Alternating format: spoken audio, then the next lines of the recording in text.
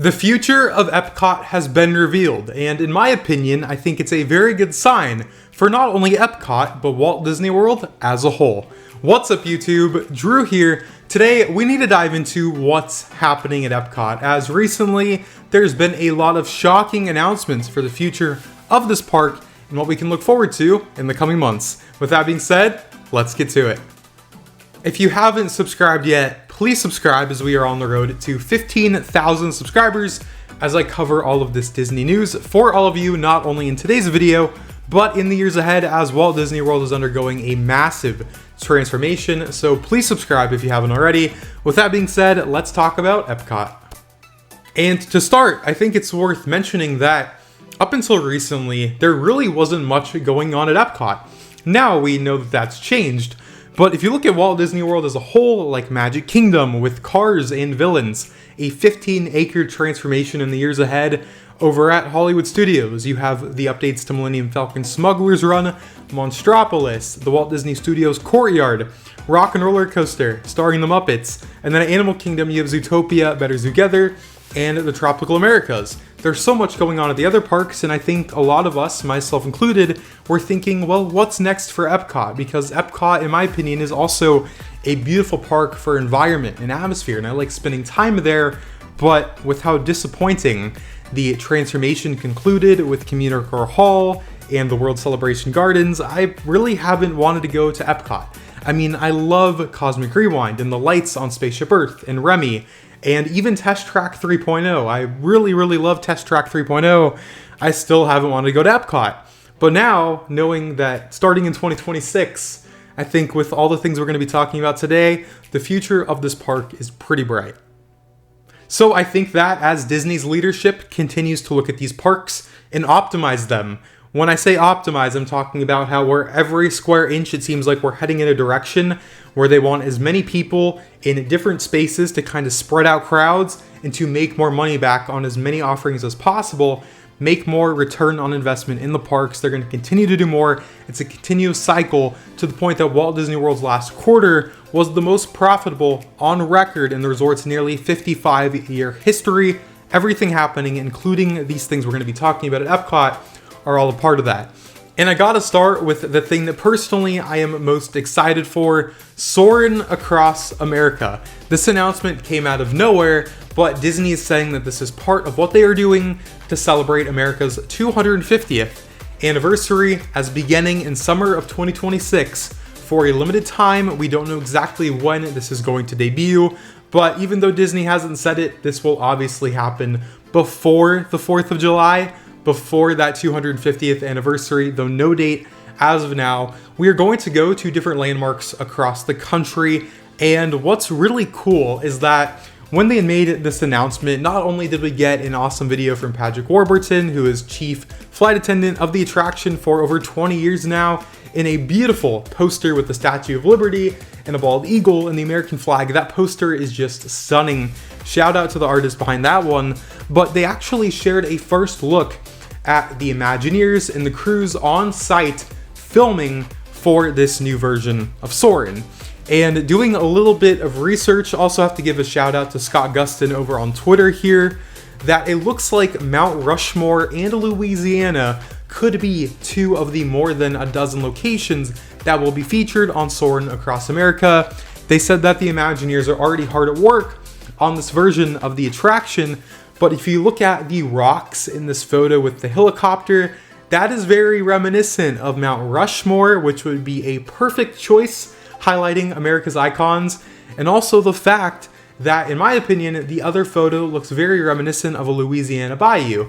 So while there's more than a dozen locations, that's just a little bit of speculation on our end for now, with two of those main ones that could be featured.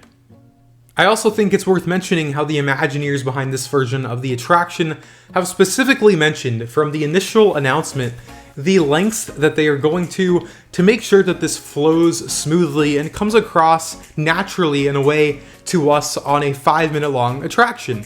As when you're looking at an entire country with the amount of iconic landmarks we have here in the US, where do you even begin with choosing those locations? And then once they lock them in, making sure that they have the right equipment whenever they are on site in the middle of nowhere to correctly capture those moments so everything flows appropriately.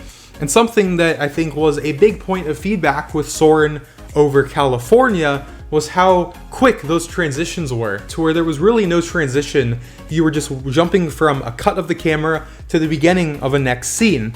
And they've specifically talked about how they took into mind when they were filming that, let's say a shot ends with a curve to the left or moving up and down, that they are going to naturally include that movement to the beginning of the next shot. So for us, it doesn't come across as jarring, and it all is very smooth and flows perfectly, which I think is awesome. As when you're staring at an 80-foot dome screen, when you're right in front of it and the quality of these cameras is getting better and better, the fact that they've gone to the lengths to have the right equipment as technology has advanced, making sure that everything comes across appropriately, even down to the transitions, I think is a very, very cool detail.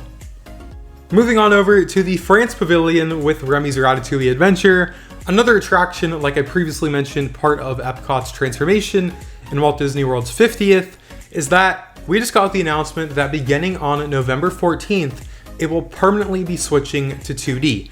The attraction will be temporarily closed from November 10th through November 13th, a quick 3-day downtime, as everything is switched from 3D, glasses and media, to 2D projected imagery with clearer images, and over the next few months, even after it switches to 2D, there will be more props and lighting enhancements added throughout the queue and attraction itself.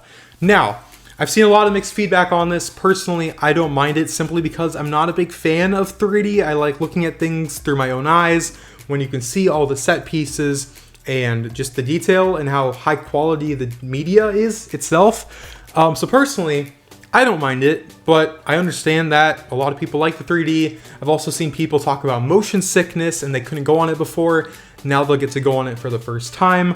But the thing is that this actually was tested first over at Disneyland Paris. They temporarily switched it from 3D to 2D, and then now it's actually undergoing its refurbishment where it's permanently going to 2D. So my gut feeling is that the guest feedback over in Paris, it wasn't minded to the point that they can get away with it. And I think that Walt Disney World's leadership looked at that and said, hey, if they're doing it over there, we might as well do it at the same time over here, right in time for the holiday season beginning here at Walt Disney World. So this one, I'm going to keep the jury out on until I ride it, but curious what you guys think, just because I've seen a lot of mixed feedback. But again, beginning November 14th and after, if you're headed to Epcot, keep an eye out. Remy's Ratatouille Adventure switches to 2D. And if we're going to talk about the future of Epcot, I have to talk about Frozen Ever After's updated animatronics. This is something that I never expected to happen with the fact that Disney has been very business driven in recent years. That's not a shock to anyone with the amount of business-led decisions they've made. So my thought process was, I don't love Frozen Ever After anymore, but it is what it is. But beginning in early 2026, I'm happy to be wrong that these figures will be updated to resemble what we've seen over in Tokyo, Hong Kong, and also Paris in early 2026, to where every Frozen attraction in the world will have these fully sculpted, articulated faces, no digital faces, which is a fantastic, fantastic update. Also, something I've mentioned before is with Walt Disney World increasing prices recently due to the new fiscal year, I feel like the least that they can do is to update the parks, make the experience better, and thankfully we are seeing that, so I will give credit there. I don't love price increases, but when the parks experiences are updated, I will always love that whenever we have a reason to go on these attractions again. And I think it kind of ties into the other things I talked about with Soarin' and Remy and Frozen, how, like I mentioned at the beginning of this video, we really didn't have much for Epcot, but now we have 3 really big changes happening all by the end of 2026, heck, by the summer of 2026. And that comes on top of the fact that Spaceship Earth just reopened, or just soft opened, from a 2-month-long refurbishment, where there's so many great updates to the animatronics where they're very fluid, their range of motion, audio on the attraction. Spaceship Earth is obviously a beloved classic for decades now, and while it's not the reimagining that we were hoping for, back in 2020 that got postponed indefinitely, the fact that Spaceship Earth had a lot of money and love put into it over 2 months to make sure that it can run for years ahead now in a solid quality of life upgrade, I'm all for that. So just the fact that this is on top of the amount of announcements we got last year at D23 in 2024, like I mentioned, I think it's a great sign for Epcot and the future of Walt Disney World. Though I will say, I still hope that we have changes made to the World Celebration Gardens, like that little planter in the center. There's nothing there. The planter between Communicore Hall and Creation Shop, it's just a planter. Like, what are we doing here? Personally, I also strongly dislike Luminous, the fireworks show. I don't remember the last time I saw Luminous. Multiple times I've watched that show, I've been tempted to walk away because I think it's so boring, quite honestly. So we're headed in the right direction. I just think that there's even more to come at Epcot. And if more things happen at Epcot in 2027 and beyond these three big things, I wouldn't be shocked at all. They're probably already working on those plans as I'm talking to all of you. So very curious what you guys think about Walt Disney World as a whole. As for the next 4 and 5 years, we have a lot to cover and a lot to look forward to. Again, if you guys aren't subscribed, please subscribe as I'll be covering all this for all of you guys. Thank you for watching, and I'll see you all in my next video.